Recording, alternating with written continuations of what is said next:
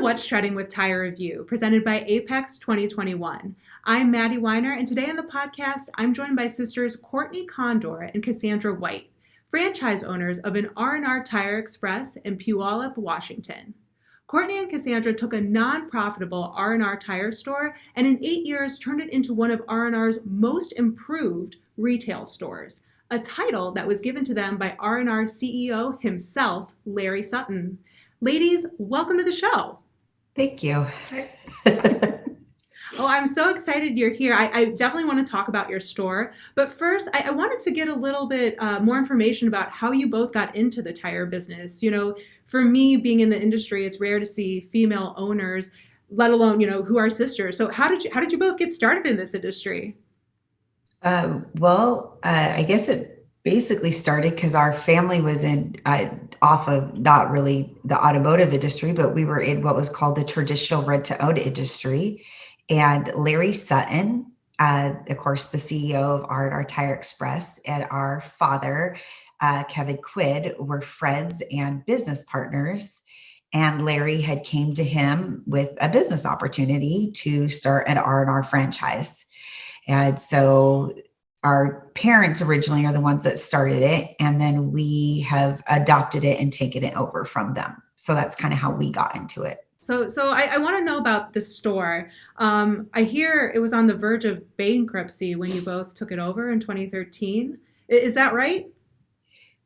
Basically, I wouldn't say bankruptcy just because we didn't owe anybody any money. So therefore, of course, we couldn't file, bankruptcy, but we were definitely not making any money. And our parents' traditional rent-to-own stores, in a sense, were feeding the R&R store to keep it alive. So it had money to pay the bills. So in other words, another business was its bank loan in a sense. And got it. Yeah. And 8 years ago, they sold that business. And it was kind of like, what do we do with R&R? Right. So we jumped in head first. We didn't even test the waters. I think we had a 5-minute conversation and said, this is our opportunity to show what we're made of. And so we went for it. That's awesome. So did you guys have any experience in, the tire industry, knowing anything about, tires or just, how the industry works? Or were you really just, let's do it and we'll figure it out along the way? So we both started in traditional rent-to-own. And when Larry came to our father had the grand idea that eventually the traditional would be my sister's and the automotive side would be mine because I love cars, very into them. Very cool. And then when they had the opportunity to sell their traditional, it became both of our opportunity. 16 years ago, when we started the franchise, I actually went to Florida and trained in Florida for a month under Larry and a bunch of the guys that are still working there. So I knew a lot about tires and wheels and that kind of stuff. It was like falling off your bike and then getting right back up on it and going again. Courtney, on the other hand, had to learn all the things I learned 16 years ago. Yeah, I was a newbie when we started 8 years ago. I knew cars had fitments and I knew tires had sizes and I understood a little bit of it, but I didn't understand the complete science behind it. Right. So I understood business more because I did a lot more of the business side when it came to our traditional. So that part was a little bit new, but not new, I guess you could say. Mm-hmm. But definitely cars were completely new. She's a rock star at it now. Well, so, with Cassandra, with your, car knowledge and Courtney mm-hmm. with your, business acumen, and I'm sure you both have kind of shared the skills with each other over the years. Can you tell me what are some specific things you did to kind of turn the business around? So one of the first things we did is we had invited, of course, Larry Sutton and some of his people to come out and just kind of show us some things that maybe we had been as a company doing wrong prior. Some of the things that we maybe needed to reformat and relook at. and, things that we needed to rein in. And there was definitely things that we needed to dissect and change. And so therefore in that we did, whether it was cutting costs on shop supplies or learning how to buy better or pricing better. That was one of our problems, is we weren't pricing completely appropriately. Another one of our things is that, the Northwest is different than most of the other parts of the country. And so even though we're born and raised in the Northwest, even though we were still in a sense new to the industry, we didn't understand what the Northwest meant with inside the industry. So like what our consumer wants differently than necessarily a consumer in Florida wants. So meeting that and finding that.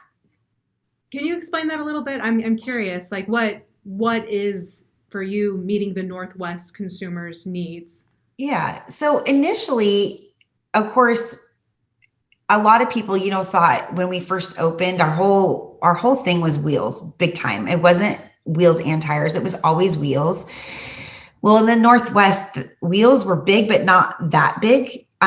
So it was learning first off how to sell ourselves as a tire store, but that we specialize in wheels, and that's what sets us apart from other people in the Northwest, so that we can, of course, take care of that car, that truck, the family van, whatever vehicle it is. And I think for the longest time in the beginning, we sold ourselves as a wheel store, which made it so that we missed a mark of people that we needed and that we wanted to serve and take care of. And so with reformatting and definitely more directing our business to those people that needed tires and that wanted wheels, instead flipping that terminology, instead of the want before the need, I think that drastically changed it for us big time. Very interesting. So sort of changing like the marketing message of what your shop offers and opening it to a wider array of customers. Is that? Yes. Another thing is when we came in, being females and knowing what we want and being taught to be strong from our mother, was the store was dark. It was dingy. It was dirty bathroom. It was, I hate to say it like that, but geared towards men. Right. And we took it and said, no, you need to gear this towards women. So when a woman's in here shopping, that single mom or that elderly woman who just needs a quick tire fix, they feel comfortable, they feel safe, and they don't feel like they're going to be taken advantage of. So we really stepped the bar up and changing the community's theory that we were just, in a sense, aftermarket wheels. That's all they could get from us, but that they could get their everyday tire from us as well. Right, for sure. And the majority of tire shoppers, at least nowadays, are women.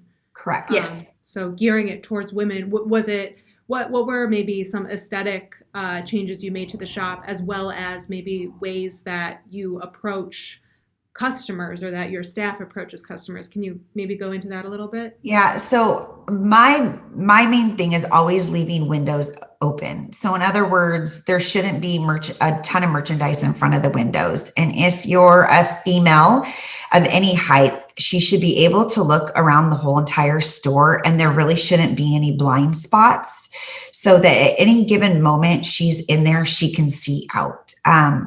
It's just a few articles I've read over the years in marketing schemes that different, convenience store industries have used and other industries have used to, of course, open up that marketing line, is that, and then like she mentioned the bathroom, it's actually very interesting. We get compliments on our bathroom quite often. That women walk out and they're like, thank you so much for having a clean restroom. And I'm like, it just needs to be. Right.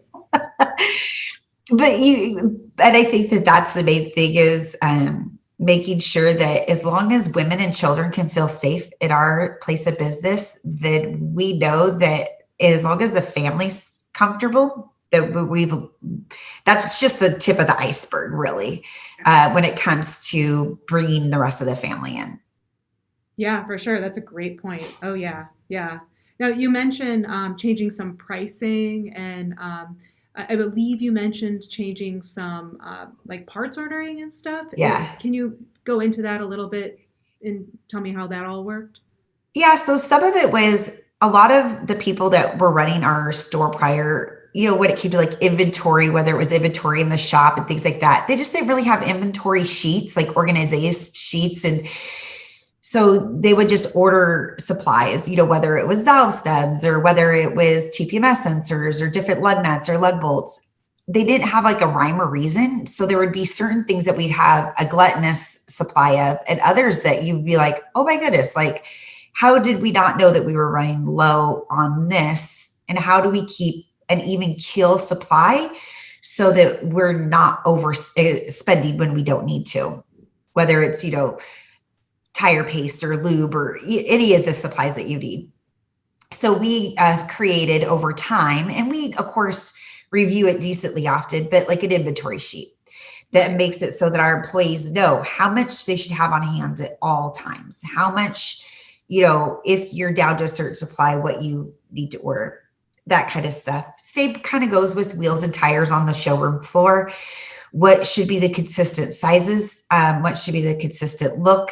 So that there's a constant like rotation and movement, and so that you don't have to do too much of an overbuy. I mean, there are times where we go in and, do nice big pallet orders, but for the most part, we're not a huge store.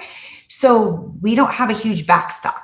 And with that means that we kind of do more of a spread out, consistent ordering rather than a large quantity order and then wait for it to dwindle down, because we just don't have that space. We came in, we got rid of all displays, and we stocked in stock sets. So everything that is on our floor right now is ready to go. If it fits your car, you want it, you like the color, we're putting it on your car within an hour. I think that was another thing. It's no longer waiting. We pride ourselves on, oh, you want it now? Sure, not a problem. Can you give me 10 minutes to fill out an application? To watching that inventory, nothing sits on our floor for more than 6 months. If it sits on it for 6 months, we rotate it. Well, I'm curious to talk numbers with you guys. Obviously, very key numbers talk. So, I'm curious, what were your sales when you first took over the business, and what are they now? And what about, daily car count and some of those key performance indicators that, we talk about in the industry? Can you go into some of those? Yeah. So we, of course, based off of installs, we account that based off of what's called COR, which is cars on rent, because we put people on lease payment options. So we count cars a little bit differently in the sense that, yes, we count what we touch daily, but that doesn't necessarily mean that we only, even if we installed something, but yet let's say they have already a current account on rent, that doesn't mean they're a new account for me. I may have touched their car and put a new agreement, but they're not a new customer to me. So on average, when we took the store over per month, installs, just new installs. So of course, new retail and customers going on rent, they were maybe touching 40 a month, if that. Yeah. 35, 40. Wow. I granted that in there may have been a few people that were still on the books that added another set of tires to a different car. Or rotate and balance our normal services that we deal with. Yeah. Right. That is more than doubled. Just last month alone, just new customers in general. New car installs was 56 on COR, and retail was 32. Oh, wow. Yeah. And then, of course, you have to take services on top of that, and any other people that were currently on rent that maybe added another set of tires or something like that. So on average, we're touching over 100 cars, well over 100 cars a month. That's an incredible shift. Yeah. To go from, you said 40 to 100, is that right? Yeah. Wow. So I guess we've talked about this a little bit, about some of the operational efficiencies that you both have put in place. But what would you say are some elements of the business that you've employed that have made it successful since 2013? Kind of like those longevity pieces. What are some of those things that you feel will put the store in a good position for future success? Oh. I honestly, it's just consistency. I feel like being able to be consistent, not only with what we're doing, but how we're doing it and how we're training our people to do it. One main thing we love is, I love it when a customer, whether it's an online quote or somebody comes in and they are a customer for the first time, and we ask them, how did you hear about us? And they say word of mouth. To me, that tells me we're doing something right. That's always the one I'm looking for. I can get Google all day long. I can get from your website all day long. But when I see word of mouth, that's when I know that we as a team are doing something that withstands the stand of time. Like, that continues. Word of mouth to me means more than any advertising I could ever pay for. And I don't even think it's just word of mouth with our customers telling their friends and their family. Every deal we do, every service we take on, I wouldn't even say it's in the back of our brain. It's in the forefront of our brain that it doesn't matter how much money is made or how much money has transferred hands. It's about not just us, but more so our customers walking away happy. And they feel like that their safety, they were our priority. And by our guys and us, we work our store 4 days a week, that our customers are number one. Without them, we have nothing. It seems like you guys have such a wonderful foundation and wonderful community around you. So congratulations to you both. Your story is very inspiring. So I really appreciate you coming on the podcast and sharing your story. I did want to ask one last question for you both. If there's any advice that you would give to other tire dealers for, if their store is not running as efficiently as, it could, or if they're, experiencing a bottleneck. I mean, you guys have worked through so much with your store. What would be some advice that you would give to them in terms of maybe working on the business? It just came to mind when you said it. And it really is what Courtney did for our business. I paid the bills, I do the payroll, I do the benefits. But when you have a crumbling building, you have to look at the foundation. So bring it back to the simple stuff. Bring it back to accounting. This is money coming in. This is money going out. Where are we missing the picture? And really dig through that. And Courtney spent 6 months digging through our pricing. If there's somebody with a business partner, I firmly believe you can't both be great at the same thing. Nope. You have to balance. Well, ladies, I want to thank you both for being on the podcast today. I really appreciate your time. And yeah, thanks for coming on What's Treading. Thank you for having us. Thank you. We're honored.